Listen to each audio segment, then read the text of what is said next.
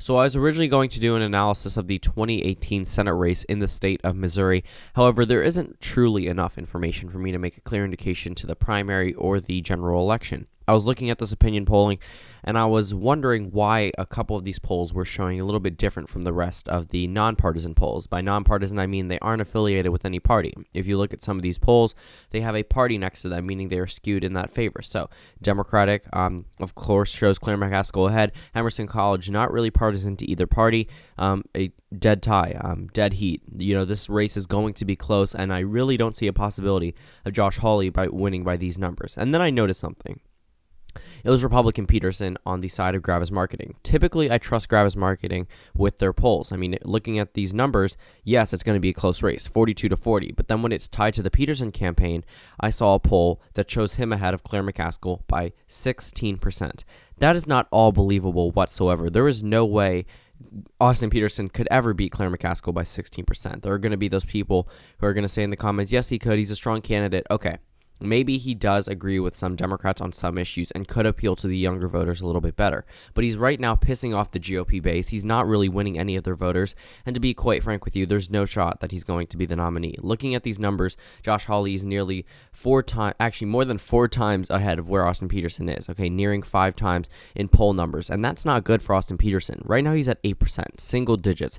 And his endorsements aren't showing any good news for him either. Yes, you have a former presidential candidate in 2008, an irrelevant figure, and another irrelevant figure from Illinois compared to Josh Hawley, who has the state official Eric Schmidt, the treasurer of Missouri, endorsing him, the president, the vice president, and 2 United States senators, including the majority leader. So clearly Josh Hawley is the favorite to win in the GOP primary, and he didn't even show up to the first debate.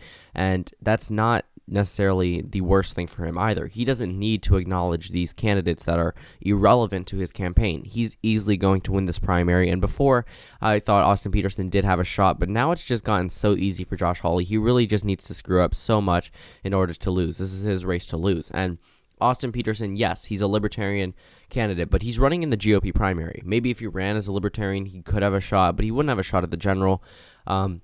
Maybe he could have a shot at just getting his voice out there is what I meant, but right now he has no shot in the GOP primary, and he's not going to win it whatsoever.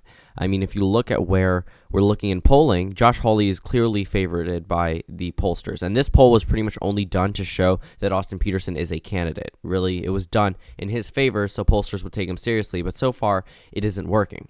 Let's take a look at this poll and talk about why I believe it's incorrect and why these are the type of polls that really skew election data. So if we looked at 2016, there were a number of polls that were taken in the Democratic and Republican favor, all that pointed towards a Hillary Clinton victory, but it wasn't by the numbers that the nonpartisan polls took. They showed a Clinton victory in the popular vote by 2 to 3%, whereas the other polls that were skewed towards Democrats were 7 to 8%, which was never realistic.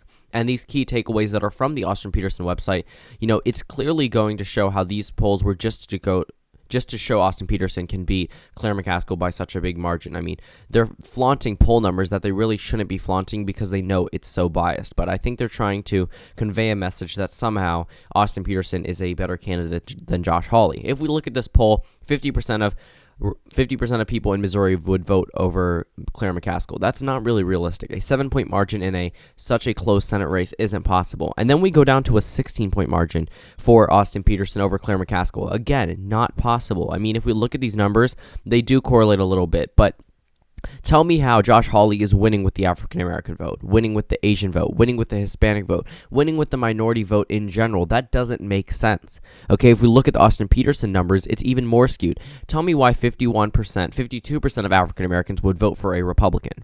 That's not true. Donald Trump got 8% of the, nearing 9% of the African-American vote nationwide, okay, and that's not good news at all. And if we look at these Missouri numbers, why would 51% of African Americans vote for a Republican? That's not how they voted in previous election years, and this isn't going to be a different one. This is a blue wave year. This is not a Republican wave year, and even in a Republican wave year, Republicans wouldn't be winning by these numbers amongst minority voters. And Hispanic voters, 65% for Austin Peterson. That's not believable whatsoever. Okay, the fact that the white vote is closer than the Hispanic and Asian vote doesn't make sense whatsoever, especially amongst the other minority category. There's no way Austin Peterson would win by these numbers. And if we're looking at this, 26% of Democrats voting for Austin Peterson.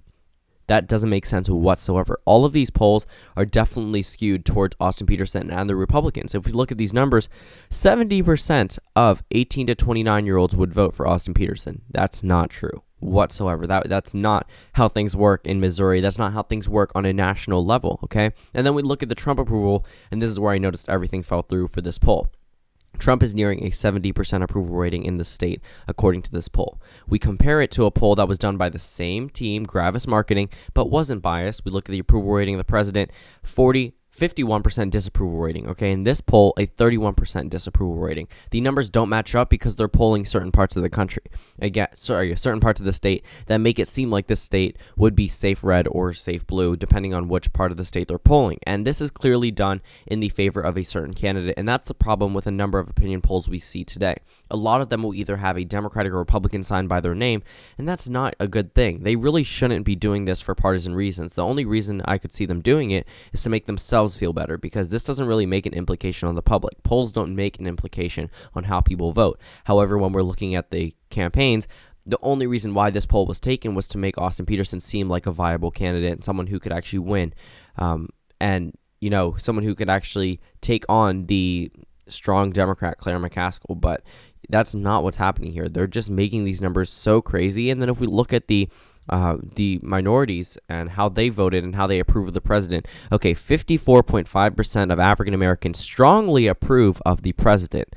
That doesn't make any sense whatsoever, okay? 0% of Asian Missourians, whatever, have a 0% strongly disapproval rating of the president. Okay, this doesn't make sense whatsoever. These shouldn't be the numbers, and they aren't the numbers, okay?